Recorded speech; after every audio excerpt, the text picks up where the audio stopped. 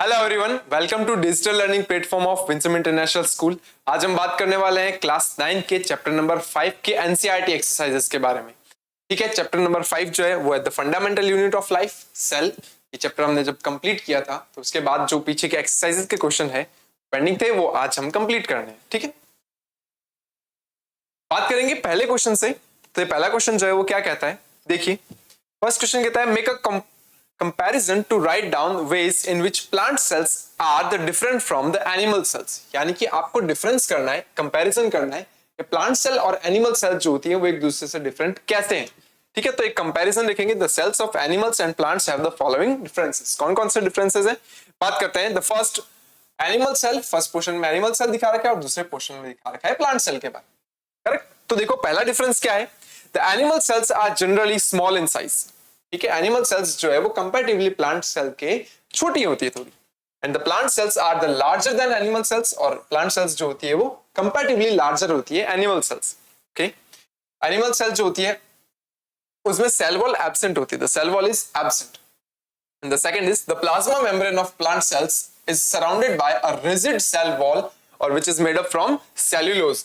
तो plant cell में क्या होती है, सेल मेम्ब्रेन जो होती है उसके बाहर एक एक्स्ट्रा लेयर होती है जिसको हम बोलते हैं सेल वॉल, और यहाँ पर सेल वॉल जो होती है वो एब्सेंट होती है। इसीलिए तो प्लांट सेल जो होती है ना उनका तो एक पर्टिकुलर शेप होता है, लेकिन एनिमल सेल जो होती है उनका पर्टिकुलर शेप नहीं होता, क्योंकि उनके ऊपर सिर्फ और सिर्फ क्या होती है, सेल मेम्ब्रेन होती है, और सेल मेम्ब्रेन जो होती है बहुत फ्लेक्सिबल होती है। ओके देखते हैं third, except the protozoan euglena no animal cell possess plastids. Plastids जो होता है वो आपको पता है, प्लास्टिड जो होते हैं वो दो तरह के होते हैं। एक प्लास्टिड वो होता है जो फोटोसिंथेसिस में हेल्प करते हैं, दूसरे प्लास्टिड्स वो होते हैं जो कि फूड स्टोर करने का काम करते हैं। ठीक है ना, हम यहाँ पर मेनली बात करेंगे फोटोसिंथेसिस के अंदर जो प्लास्टिड्स काम में आता है, जिनको हम क्लोरोप्लास्ट बोलते हैं, उनके बारे में।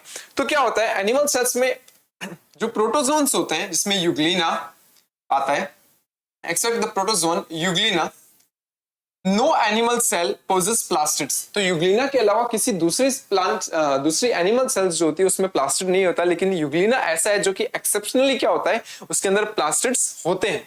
ठीक है, तो यूग्लिना फोटोसिंथेसिस कर सकता है, और प्लांट सेल में क्या होते हैं, प्लास्टिड जनरली क्या होते हैं, प्रेजेंट होते हैं। ठीक है, चौथा देखिए, vacuoles in animal cells are many small and temporary. Vacuoles जो होती है, देखो जिस प्लांट सेल जो होती है उसके अंदर क्या होता है, ऐसे सैक लाइक स्ट्रक्चर होती है। ये प्लांट सेल में बड़ी सारी सैक लाइक स्ट्रक्चर होती है जिसको वैक्यूल कहते हैं। ये वैक्यूल जो होती है क्या करती है, वाटर और कुछ वेस्ट मटेरियल जो होते हैं ना वो स्टोर करने का काम करती है। वहीं अगर मैं एनिमल सेल की बात करूं तो most mature plant cells have a permanent and the large central SAP vacuole.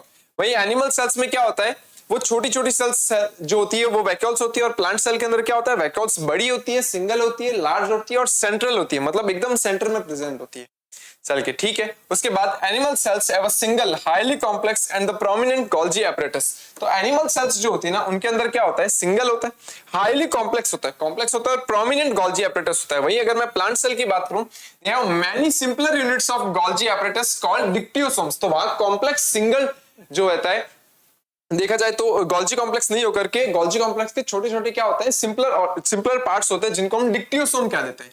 तो यहां पर कॉम्प्लेक्स गोल्जी एपरेटस होता है और यहां पर कॉम्प्लेक्स नहीं होता, सिंपलर गोल्जी एपरेटस होता है। इसके बाद बात करते हैं 6, animal cells have the centrosomes and the centrioles. Animal cells में क्या मिलते हैं, सेंट्रोसोम और सेंट्रियोल्स मिलते हैं जो कि सेल डिवीजन में हेल्प करते हैं। और वहीं अगर देखूं plant cells lack of centrosome and centrioles, plants में सेंट्रोसोम और सेंट्रियोल्स जो होते हैं वो नहीं मिलते हैं। ठीक है, तो ये कुछ डिफरेंसेस जो थे वो प्लांट और एनिमल सेल्स के बीच में थे। ये फर्स्ट क्वेश्चन था हमारा। इसके बाद क्वेश्चन नंबर 2 की बात करेंगे। क्वेश्चन नंबर 2 क्या कहता है, देखिए how is a prokaryotic cell different from eukaryotic cell. मतलब एक प्रोकैरियोटिक सेल जो होती है वो यूकैरियोटिक सेल से डिफरेंट कैसे है। अब यहां पर हमें प्रोकैरियोटिक और यूकैरियोटिक सेल्स जो ना उनके बीच में डिफरेंस लिखना है। तो देखिए the difference between prokaryotic and eukaryotic cell is, यहां फर्स्ट में प्रोकैरियोटिक सेल दे रखी है and the second eukaryotic cell. इसमें डिफरेंस देखते हैं कौन कौन से। Number first, the cell size is generally small. तो सेल का जो साइज होता है प्रोकैरियोटिक सेल्स का वो जनरली स्मॉल होता है। कितना होता है, लगभग देखा जाए तो अप्रॉक्स 1 to 10 माइक्रोमीटर। माइक्रोमीटर जो होता है ना, माइक्रो का मतलब होता है 10 की पावर में -6, ये माइक्रो का मतलब होता है। ठीक है ना, माइक्रोमीटर लिखा हुआ है इसका मतलब 10 की पावर -6 मीटर है।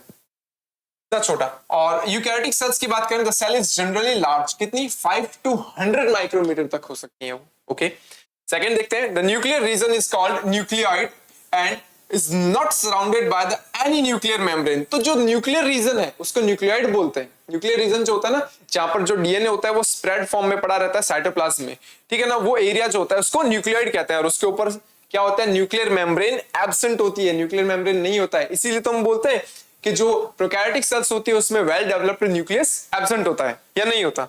सेकंड देखो, यूकैरियोटिक सेल्स की क्या बात करें, nuclear material is surrounded by a nuclear membrane. तो यहां पर क्या होता है, न्यूक्लियर मेम्ब्रेन जो होती है वो प्रेजेंट होती है और वेल डेवलप्ड न्यूक्लियस होता है। Third one is only a single chromosome is present. Chromosome जो होता है वो सिंगल क्रोमोसोम होता है, वो प्रेजेंट होता है। लेकिन यूकैरियोटिक सेल्स में क्या होता है, more than one chromosomes are present, एक से ज्यादा क्रोमोसोम्स मिलते हैं।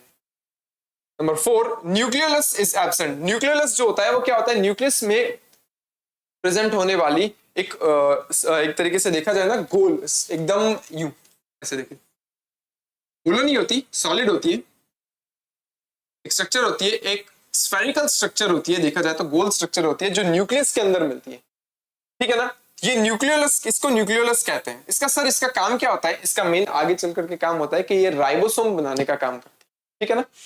ये एब्सेंट होती है यहाँ पे, और यहाँ पर न्यूक्लियोलस जो होती है वो प्रेजेंट होती है। The membrane bounded cell organelles are absent. Membrane bounded cell organelles जो होते हैं वो एब्सेंट होते हैं। माइटोकॉन्ड्रिया, वैक्यूल्स, ठीक है ना, लाइसोसोम्स, प्लास्टिड्स, ये सब एब्सेंट होते हैं प्रोकैरियोटिक सेल के अंदर। और वहीं यूकैरियोटिक सेल के अंदर मैं बात करूं तो membrane bounded cell organelles present होते हैं, ठीक है। 6, cell division by the fission और द बडिंग।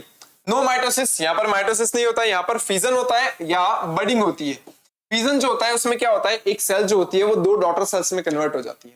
और बडिंग जो होता है वो एक ऐसे मेथड होता है जिसके अंदर एक सेल जो होती है वो अपने ऊपर एक छोटी सी बड बनाती है। वो बड जो होती है वो अपने पेरेंट सेल से क्या हो जाती है, अलग हो जाती है। ये अलग हो गई, पेरेंट सेल अलग हो गई। अब ये जो छोटी डॉटर सेल है वो जल्दी ही आगे चल करके एक मैच्योर सेल में कन्वर्ट हो जाएगी। तो ये बडिंग होती है।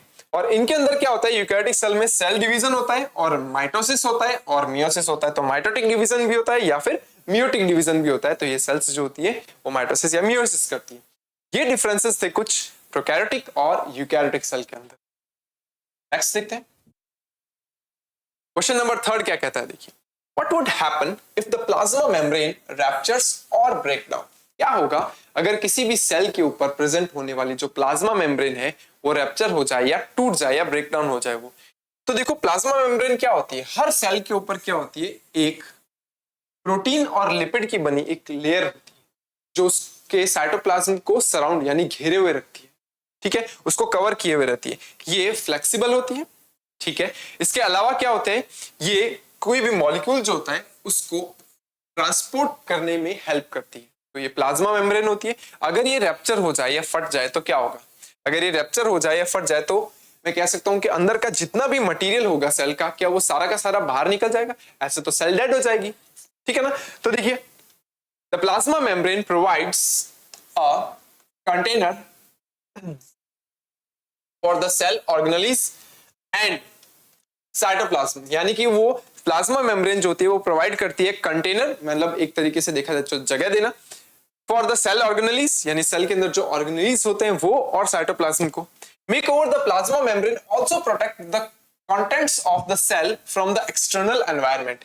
तो ये जो सेल मेम्ब्रेन होती है ये एक्सटर्नल एनवायरनमेंट के कुछ ऐसे फैक्टर्स जो कि सेल को नुकसान पहुंचा सकते हैं उसके अंदर जाकर के, उनसे भी वो प्रोटेक्ट करती है सेल को, ठीक है। In case the plasma membrane ruptures और breakdown, the cell contents would be exposed to the external environment, यानी कि वो जितना भी मटेरियल सेल के अंदर है वो सारा एक्सपोज हो जाएगा एनवायरनमेंट के अंदर। This would prove lethal for the cell. Lethal का मतलब होता है जो उसके लिए बहुत ज्यादा हार्मफुल हो सकता है और सेल डेड हो सकती है, and the cell would cease to exist, ठीक है। उसके बाद क्या हो सकता है, सेल जो होती है वो खत्म हो सकती है, ठीक है। ये काम हो सकता है अगर सेल मेम्ब्रेन रैप्चर हो जाए या टूट जाए तो। चलिए नेक्स्ट बात करते हैं, what would happen to the life and a cell if there is no Golgi apparatus. अगर सेल के अंदर गोल्जी एपरेटस ना हो, एब्सेंट हो, या किसी कारण से मान लो हमने गोल्जी एपरेटस निकाल दिया उस सेल का, तो क्या होगा, देखिए, Golgi apparatus plays an important role of packaging various substances for further uses और फॉर द स्टोरेज। तो जो गोल्जी एपरेटस होता है उसका काम क्या होता है, ये बहुत सारी चीजों की पैकिंग करता है ना। गोल्जी एपरेटस का काम होता है जो चीजें सेल के अंदर जनरेट हो रही है, सेल के अंदर बन रही है, उनको पैक करना ताकि उनको बाहर ट्रांसपोर्ट किया जा सके या उनको सेल के अंदर ही स्टोर किया जा सके। तो स्टोरेज का काम जो होता है ना, देखा जाए तो उससे पहले उसको पैकिंग करनी होती है मटेरियल्स की, तो पैकिंग का काम जो होता है वो गोल्जी एपरेटस करता है। तो अगर वो नहीं होगा तो अब क्या होगा, देखो ये देख रहा है, if there was no Golgi apparatus the various substances would not be and the position to be transformed in the proper forms for the further use। उसके बाद देखा जाए तो अगर गोल्जी apparatus नहीं होगा तो अलग अलग तरह के जो सब्सटेंस होते हैं वो ट्रांसफॉर्म नहीं हो पाएंगे और आगे यूज भी नहीं लिया जा पाएगा उनको। Then the certain substances like proteins and lipids are important for the formation of plasma membrane and hence the absence of Golgi apparatus will hamper the formation of new cells during the cell division। ये बोलता है कि कुछ substance जैसे protein और lipid जो important होते हैं, किसके लिए इंपॉर्टेंट होते हैं, प्लाज्मा मेम्ब्रेन यानी सेल मेम्ब्रेन के फॉर्मेशन के लिए स्टार्ट होता है। अगर बाई चांस गोल्जी apparatus होगा ही नहीं तो प्लाज्मा मेम्ब्रेन की जो प्रोटीन्स और लिपिड जो होते हैं वो कैसे बनेंगे सर, तो वो तो बन ही नहीं पाएंगे। तो उसके बाद सेल जो होती है वो आगे चल करके डिवाइड कर ही नहीं पाएगी। तो नए प्लाज्मा मेम्ब्रेन, नए प्रोटीन्स अगर बन ही नहीं पाएंगे तो क्या होगा, सेल मेम्ब्रेन नहीं बनेगी नहीं, तो सेल डिवाइड होना भी बंद हो सकती है। सेल डिवाइड होना बंद हो जाएगी तो धीरे धीरे क्या होगा, वो सेल जो हो सकती है वो बूढ़ी होकर के या ओल्ड होकर के खुद ही खत्म हो जाएगी। ये हो सकता है कि गोल्जी apparatus अगर ना हो। Question number 5, which organelle is known as the powerhouse of the cell? Why? आपको पता है कि power house of the cell जो होता है वो कौन होता है, माइटोकॉन्ड्रिया होता है। क्यों होता है mitochondria power house of the cell, क्योंकि वो सेल्यूलर एक्टिविटीज के लिए क्या करता है, एनर्जी प्रोवाइड करवाता है, इसके लिए वो power house of the cell है। ठीक है, अब वो एटीपी कैसे देता है वो भी बात करेंगे। Mitochondria are known as the power house of the cells. Okay, the mitochondria create energy for the cell and this process of creating energy for the cell is known as a cellular respiration। और cell के लिए energy create करना उस process को हम cellular respiration बोलते हैं। Important है। The most chemical reactions involved in the cellular respiration occurs in the mitochondria। ज्यादातर चीजें जो कि सेल्यूलर रेस्पिरेशन यानी एटीपी प्रोडक्शन के लिए यूज में आती है वो सारी की सारी रिएक्शंस जो होती है वो कहाँ कंप्लीट होती है, माइटोकॉन्ड्रिया में। Okay, the energy required for the various chemical activities needed for the life is released by the mitochondria in the form of ATP। ये वो एनर्जी मॉलिक्यूल होता है, ATP जो होता है वो एनर्जी मॉलिक्यूल है जो क्या करेगा, एक्टिविटीज के लिए एनर्जी प्रोवाइड करवाएगा। और ATP जो होता है उसको एडिनोसिन ट्राइफॉस्फेट जो होता है उसका फुल फॉर्म होता है। ठीक है, एडिनोसिन ट्राइफॉस्फेट ATP की फुल फॉर्म है। ठीक है, for this reason the mitochondria are known as power house of the cell, क्योंकि power house of the cell जो होता है वो वर्ड आया पावर से और पावर देने का काम माइटोकॉन्ड्रिया का, इसीलिए माइटोकॉन्ड्रिया को power house of the cell कहते हैं। चलिए आगे देखते हैं। Question number 6, where do the lipids and proteins constituting the cell membrane get synthesized. ये बोलता है कि सेल मेम्ब्रेन को बनाने के लिए जो प्रोटीन चाहिए होते हैं, जो लिपिड चाहिए होता है वो कहाँ बनते हैं। अभी अभी पीछे क्वेश्चन किया था, ठीक है ना, वो प्रोटीन और लिपिड जो होते हैं वो बनते हैं ईआर में, लेकिन उनको पैक कौन करता है, उनके पैकिंग करने का काम जो होता है वो गोल्जी apparatus करता है। तो देखो, lipids are synthesised in endoplasmic reticulum. तो जो लिपिड्स जो होता है वो एंडोप्लाज्मिक रेटिकुलम बनाती है।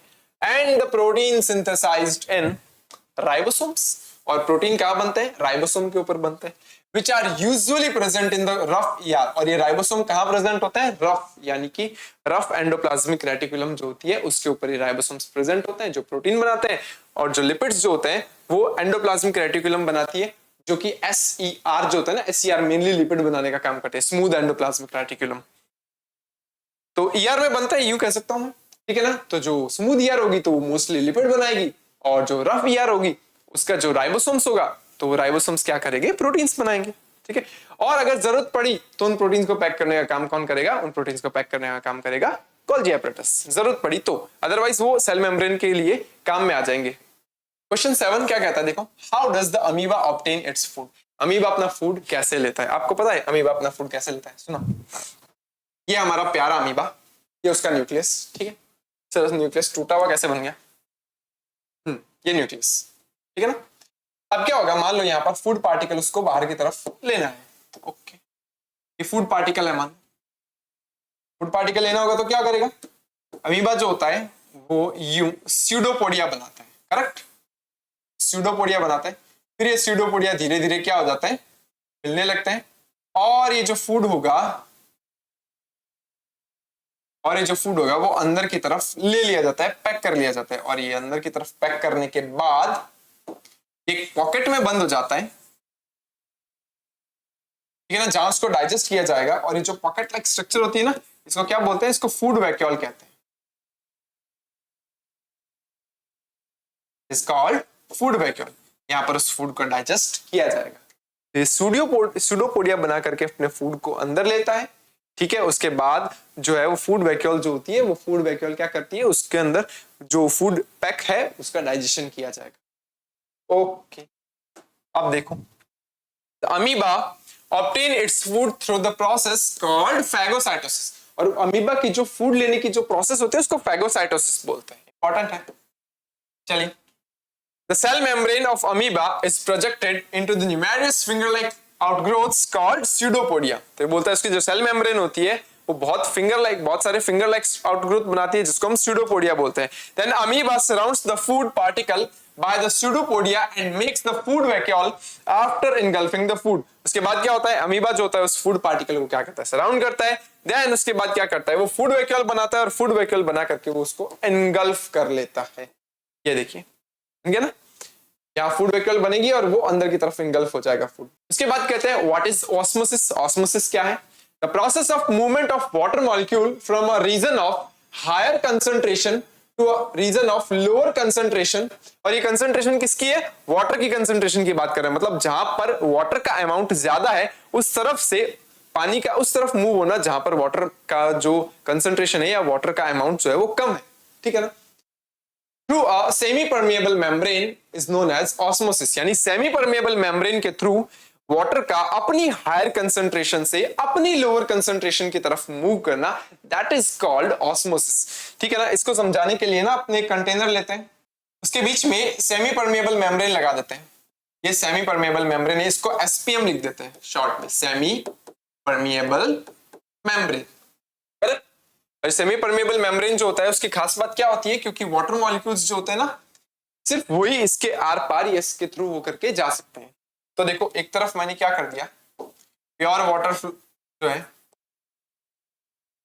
वो फिल आउट कर दिया, H2O ये मैंने फिल कर दिया यहाँ पर प्योर वाटर, और इस जगह पर मैंने फिलअप कर दिया sugar solution.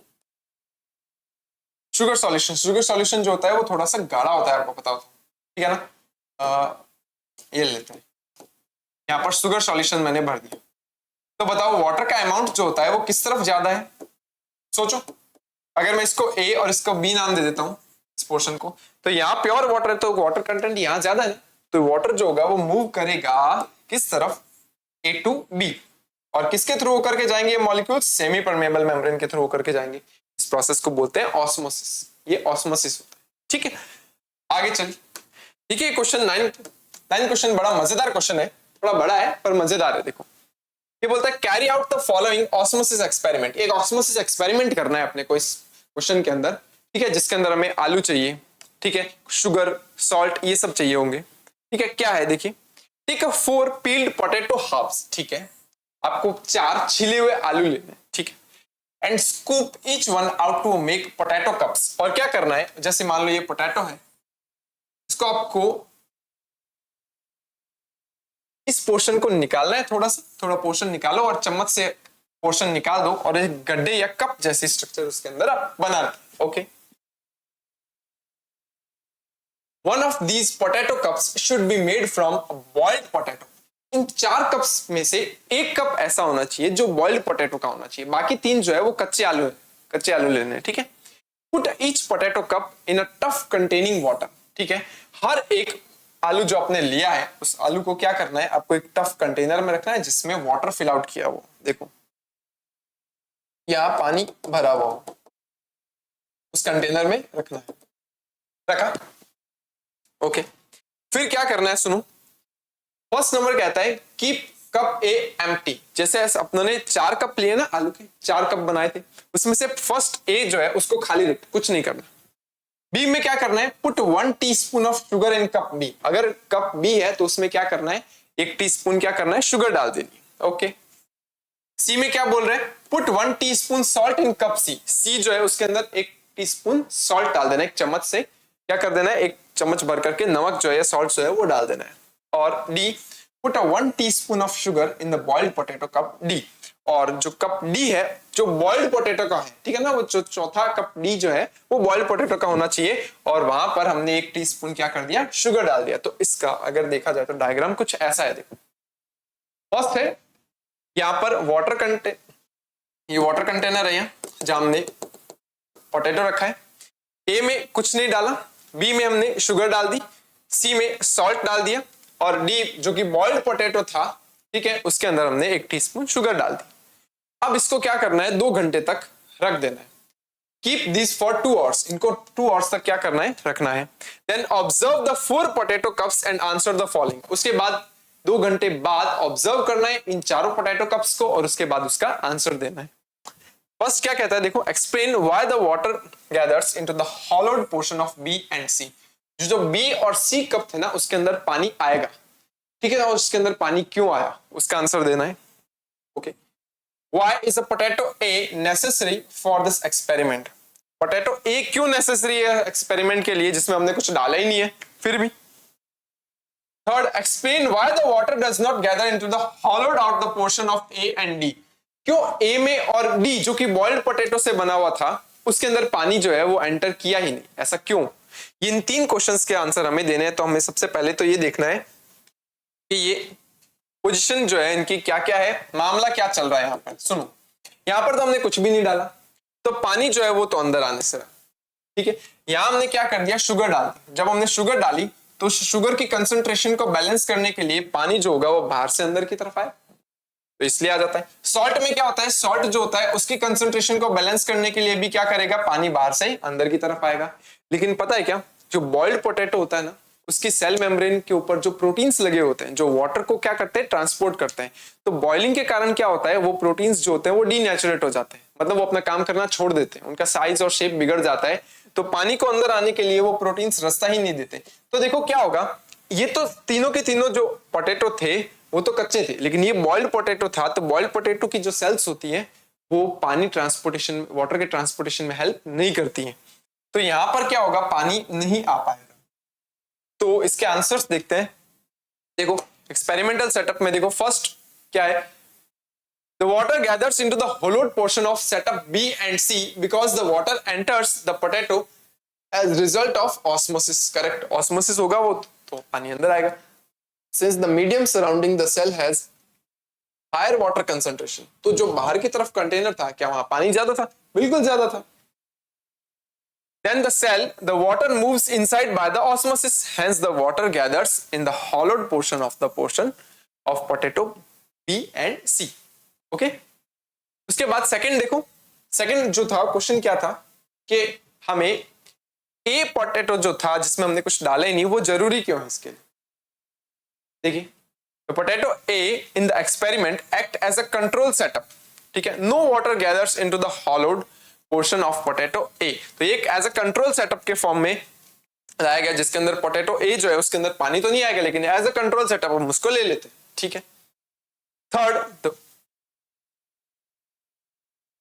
Explain why water does not gather in the hollowed out of portion A and D. A और डी जो है उसके अंदर पानी क्यों नहीं आया।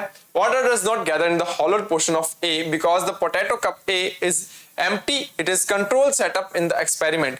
कंट्रोल सेटअप है, जैसा है वो वैसा ही रहेगा, क्योंकि पानी को एक जगह से दूसरी जगह जाने के लिए उसके कंसंट्रेशन में कुछ डिफरेंस तो दिखना चाहिए ना भैया, कि एक तरफ पानी ज्यादा है और दूसरी तरफ पानी कम है। तो ये वाला एक्सपेरिमेंट जो है वो वाटर की कंसंट्रेशन पर डिपेंड करता है कि सर आपने एक जगह पानी ज्यादा कर दिया, एक जगह पानी कम कर दिया, तो वहां पर उसको बैलेंस करने के लिए एक तरफ से दूसरी तरफ वाटर जो होगा वो मूव करेगा।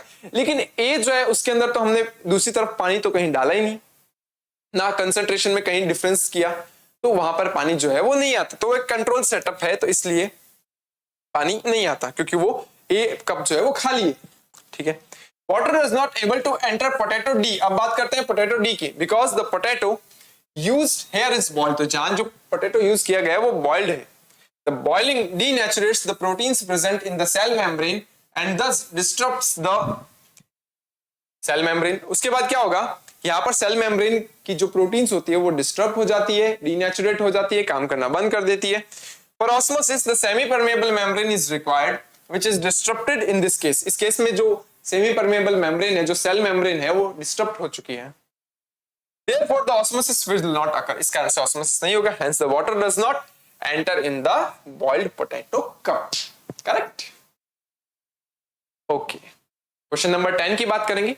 Which type of cell division is required for the growth and repair of the body and which type is involved in the formation of gametes। ये बोलता है कि अगर हमारी बॉडी में ग्रोथ करवानी होगी, अगर टिश्यू डैमेज हो जाता है तो टिश्यू रिपेयर करवाने होंगे तो कौन सा सेल डिवीजन होगा, और जब गैमेट्स बनते हैं तो उसके लिए कौन सा सेल डिवीजन होगा।